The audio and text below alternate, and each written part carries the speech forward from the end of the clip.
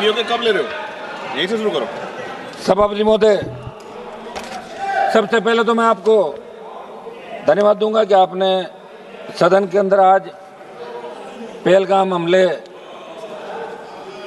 के बाद ऑपरेशन सिंदूर पे जो चर्चा रखी इस तरफ और हमें बोलने का अवसर दिया। अब आएगी बात। जिस तरह का वाद विवाद चल रहा था, ये अच्छी बात नहीं है।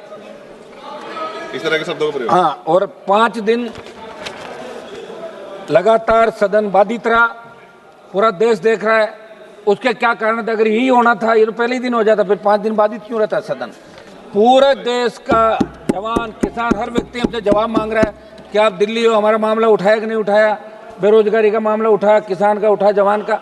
निश्चित रूप से मैं आपको धन्यवाद दूंगा, अध्यक्ष जी को और हमारे पक्ष विपक्ष सबको, कि आखिर सदन ऑर्डर के अंदर आया और आज इस महत्वपूर्ण विषय पे ऑपरेशन सिंदूर, जिसको लेके हर भारतीय के मन के अंदर ये था कि ऑपरेशन सिंदूर के बारे में खुली चर्चा होनी चाहिए। आज सदन के विद्वान सदस्यों ने अपनी अपनी बात रखी।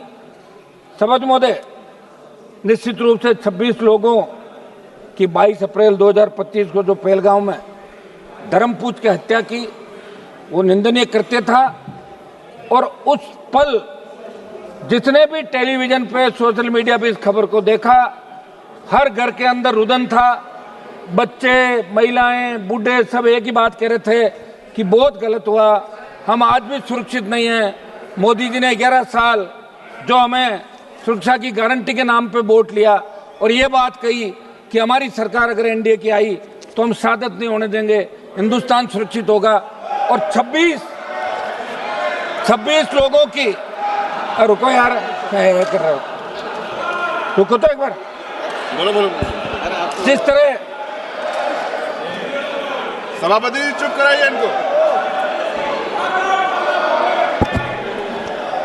जिस तरह 26 लोगों की निर्मम हत्या की, जिन महिलाओं के सामने, जिनकी नई नई शादी हुई, उनके पति की हत्या की, बच्चों की, महिलाओं की, और ये घृणित करते पाकिस्तान द्वारा जिन आतंकवादियों को पनाह दी जाती है, जिस आतंकवाद का पोषण पाकिस्तान कर रहा है, और उसके आतंकवादियों द्वारा पहलगाम के अंदर ये दहशतगर्दी की गई। दुर्भाग्य से हमारे सिस्टम के अंदर भी कोई चूक रही होगी सभापति महोदय, कि अंतर्राष्ट्रीय सीमा पे पहलगाम नहीं है, लेकिन वहां तक ये आतंकी कैसे पहुंचे? क्या अपना खुफिया तंत्र इतना कमजोर हो गया? और वहां इतनी संख्या में अगर पहलगाम के अंदर पर्यटक आते हैं तो सुरक्षा के क्या इंतजाम आपके थे? आप 10, 15, 20 लोग लगा सकते हो। और हमला होने के बाद कितनी देर बाद लोग वहां पहुंचे, स्थानीय लोगों ने मदद करी, आपके मिलिट्री के लोग बहुत लेट पहुंचे। ये निश्चित रूप से बहुत बड़ा दुर्भाग्य था। पूरा देश उस दिन रोया था और मोदी जी को बार बार यही कह रहा था कि अब कब जगोगे, कब उठोगे?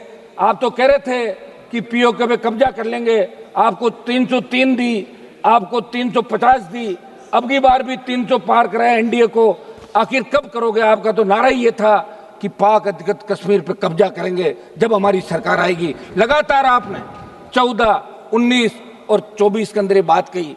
हर हिंदुस्तानी के मन के अंदर एक ही बात थी कि अब की बार पाकिस्तान का इलाज हो जाएगा।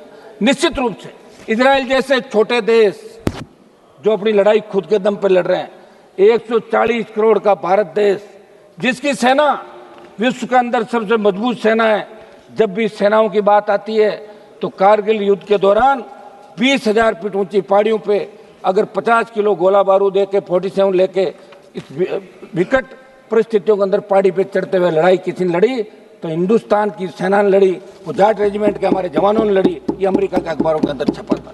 सभापति महोदय, बहुत बड़ा दुर्भाग्य है कि 22 अप्रैल को घटना घटित हुई और 8 मई की रात को ऑपरेशन सिंदूर की शुरुआत हुई। 2 दिन चला।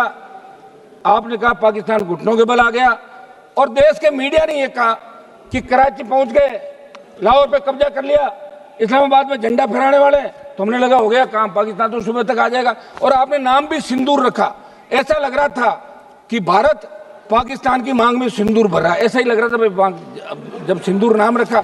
और सिंदूर का मतलब ये हो गया, अरे हाँ समझ, सिंदूर का मतलब ये होता है कि हमारे हिंदू धर्म के अंदर सिंदूर का, आप रुकिए साहब, ऐसे क्या कर रहे हो आप, खुद तो आधा घंटा भाषण दे दिया तो मुझे कह रहे हो जाओ, आप कमाल कर रहे हो, तो नहीं बोले और क्या। सिंदूर हमारे हिंदू धर्म के अंदर सिंदूर का मतलब है कि महिलाएं सिंदूर पति को मानती, वो मांग भरती है सिंदूर कि मेरा पति। तो सिंदूर तो भारत ने भर दिया पाकिस्तान के अंदर, तो पाकिस्तान तो पत्नी हो गई भारत की, ले आओ विदाई बाकी लेके आ जाओ आप, हो गया सारा काम। तो मेरा सभापति जी एक ये था कि अपन इस सदन के अंदर चर्चा कराएं, सारी बातें, वाद विवाद, हंसी मजाक भी चली, आरोप प्रत्यारोप भी चले, लेकिन जिस तरह का आरोप, अब तो आप सभापति की चेयर पे बैठे हैं, आपके पूरे आरोप शायद इन्होंने सुने नहीं, मैंने सुन लिए थे, समझ लिए थे, मैं वापस नहीं बताऊंगा जो आपने क्या कहा था।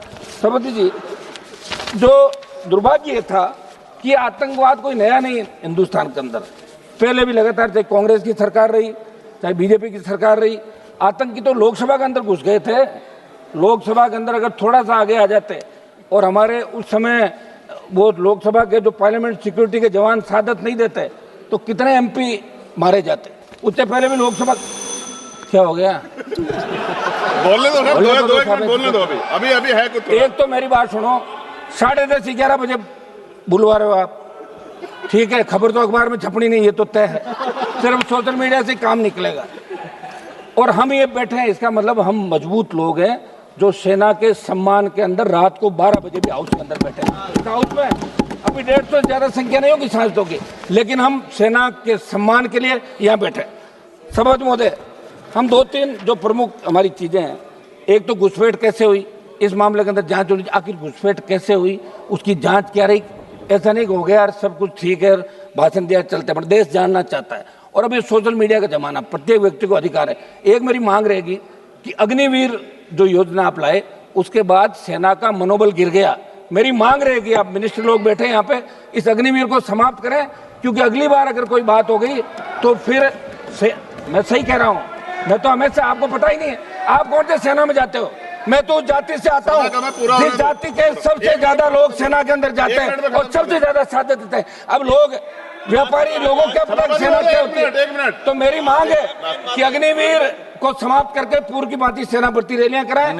और इसके अंदर जब प्रधानमंत्री जवाब दे तो सिंदूर क्यों नाम रखा, सिंदूर कहां भरा, इस बात का भी पूरा प्रधानमंत्री के जवाब के अंदर धन्यवाद। हम सब सेना को सैल्यूट करते हैं। एक मिनट साहब सुने, सेना को हम सैल्यूट करते हैं और इसके अंदर जो लोग सीज फायर, श्री बालासोरी वल्लभ जो लोग मारे गए उनको भी हम नमन करते हैं, उन लोगों का,